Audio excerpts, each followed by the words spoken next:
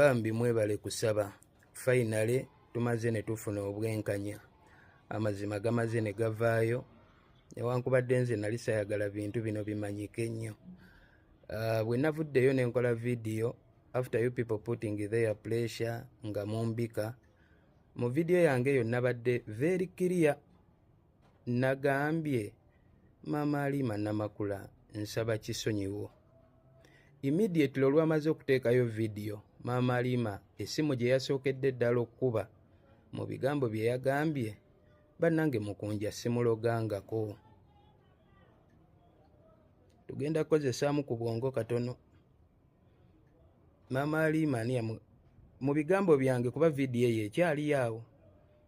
Mama Halima namugambyeko nti wandoga. Kuba nze nadde musuubira kuŋŋamba nkusonyiwe kuki. Yessimu gye yakubye era teyakomye awo n'akikaatiriza bulungi kiikyo. Halima Namakula si mulogo, sigenda kuba mulogo.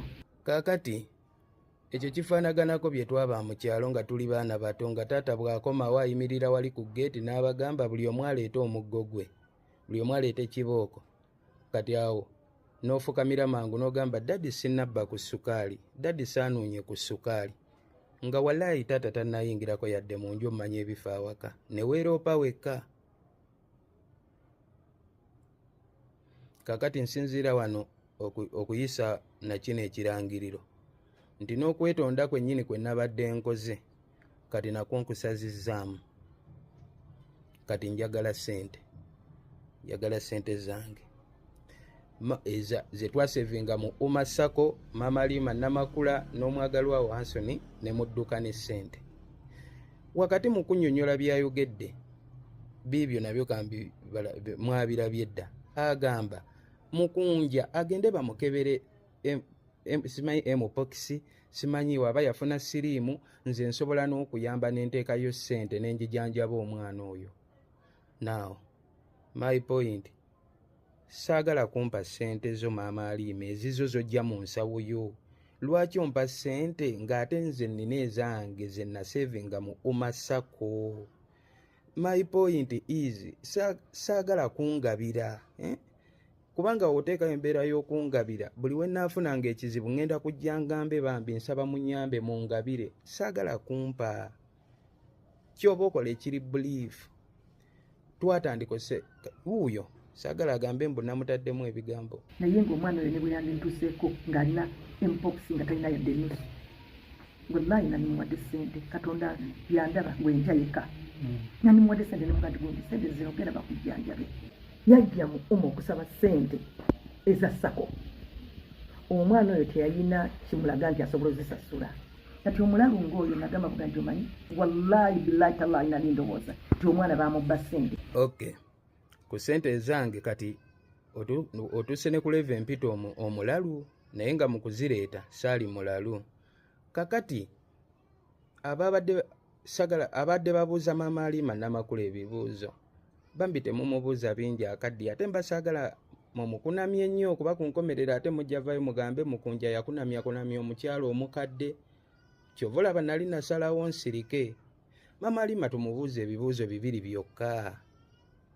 Bwe tuba twasevinga ssente okutandika mu mwaka gwa 2022 era Mama Halima Namakula n'otugamba buli luvannyuma lwa mwaka tugenda kugabana. Tuli mu 2025. Lwaki tetugabananga ssente?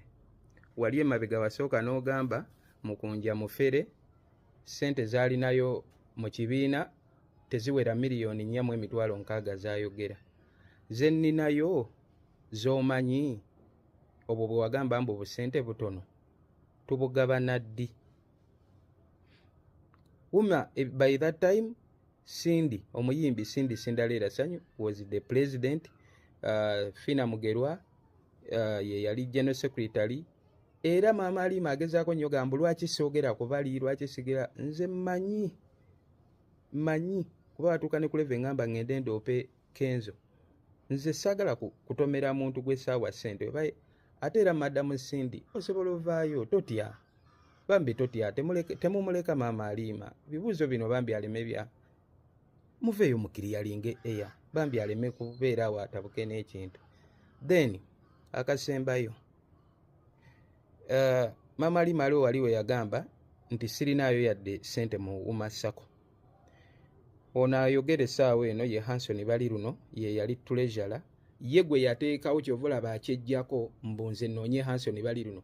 Diiru yaabwe baagikola bo babbe ssente, Hanson Baliruno alinnya ennyonyi agende ebweru mbuso dati tutandika obanja omuntu ali ebweru. Era yo yadde ayogera agembo mbadde nga mu America sibadde mu Uganda. Era gwe yabadde agenze okulaba oli mwagalwawe baatuulanga ku National Theatre ne batusindika mugende mukole nga bwe muleeta mu savinge mwekulaakulanye. Biibyo Hanson byayogedde anti yagambye mbu mbateekamu ebigambo na bino nze mbimutadde mu bantu bonna abatwala ssente. Mukunja yekka ye yazza ssente. Mukunja ng'atwala ssente bonna nga batwala. Mukunja waayitawo between ennaku 2 ku 4 n'akomyawo miliyoni emu. Jjukira atutte emitwalo 6 aleseewo emitwalo emeka 4. Kati nze nga treasurer bwe mpandiika mu bitabo ebitabo biba biŋŋamba nti Mukunja akomezzaawo ssente zonna, however ayinayo emigabo gye egy'emitwalo 4 gali togeerabira ogajjukira. Kati Desh kankubulira ekigenda okusuulawo ekigwo mu bantu bonna abatwala ssente. Mukunja yekka ye yazza ssente. Ndowooza buli kimu mukiwulidde.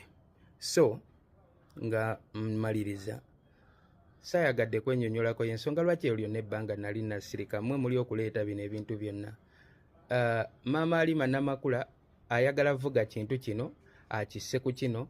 Mukunja genda weekebere siriimu, genda weekebere simanyi mpox, so that muva ku nsonga enkulu buli omu abeere ku kyabulwadde. Mukunja simanyi yaloga, yagambye embugundi yamuloga. Sirina muntu gwe naagambyeko nti yandoga. Neetonze bwetonzi.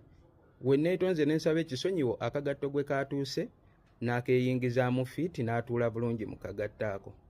So kati ye ayagala buli omu asitiikinge ku bulwadde. Mukunja yeebaka simanyi ebyo bye mpulira bye mwogera mbu yali omulalu yeebaka ku King Shiba mu kifo ky'ogenda okwekebeza siriimu oba simanyi mpox ali kwesiba ku mukazi wattu atalina musango.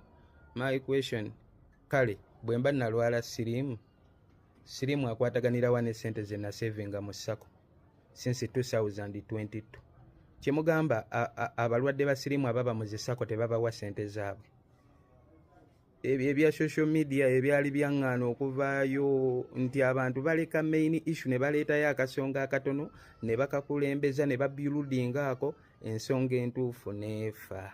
I don't want to explaining myself all the time, but kyemuvuga nkiraba.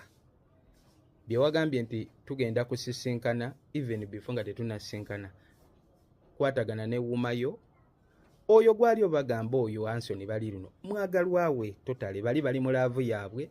Biibyo saayagadde byogera